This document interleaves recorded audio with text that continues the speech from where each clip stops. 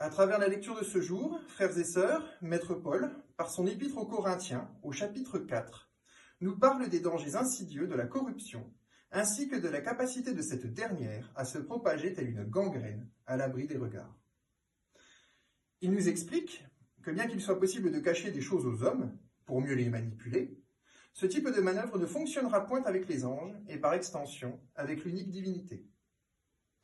Il nous précise d'ailleurs qu'il ne faut pas le mal sous silence passer en un objectif de ménager les honneurs et autres sensibilités, car cela reviendrait au final à son expansion facilitée. C'est d'ailleurs une des caractéristiques de l'Évangile, qui en opposition s'adresse à tous sans discrimination.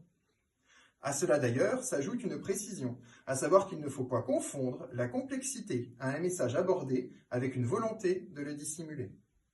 C'est la raison pour laquelle l'Esprit, émanation en nous de l'Éternel, est autant liberté qu'intelligence raisonnable. Car la vérité ne s'obtient pas en suivant le courant majoritaire de pensée, pas plus qu'en laissant notre cerveau se reposer. Ce qui revient généralement au même, vous en consentirez.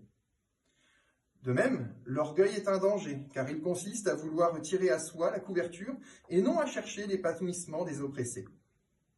Maître Paul nous rappelle d'ailleurs au passage que c'est aux actes qu'il faut se fier et non aux promesses des intrigants et autres représentants.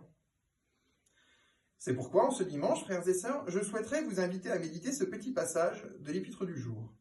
Le royaume de Dieu n'est point en parole, mais en puissance. Pour vous y aider, je tiens à vous rappeler qu'en théologie, la puissance se réfère à l'efficacité ainsi qu'à la performativité. Le logos, en tant que verbe fait chair, nous indique que la parole du Seigneur s'accomplit sitôt qu'elle est prononcée, indiquant par là qu'elle est une congruence concentrée en un point donné.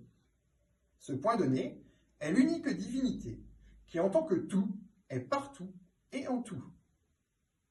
Pour terminer, il est bon de rappeler que Maître Paul nous demande toujours d'accompagner le fait de prier d'actions concrètes, que l'on appelle communément action de grâce dans la Bible. Comme pour nous rappeler que nous ne sommes plus des esclaves de la loi, mais bien des acteurs essentiels de notre propre salut qui passe par la foi. Amen.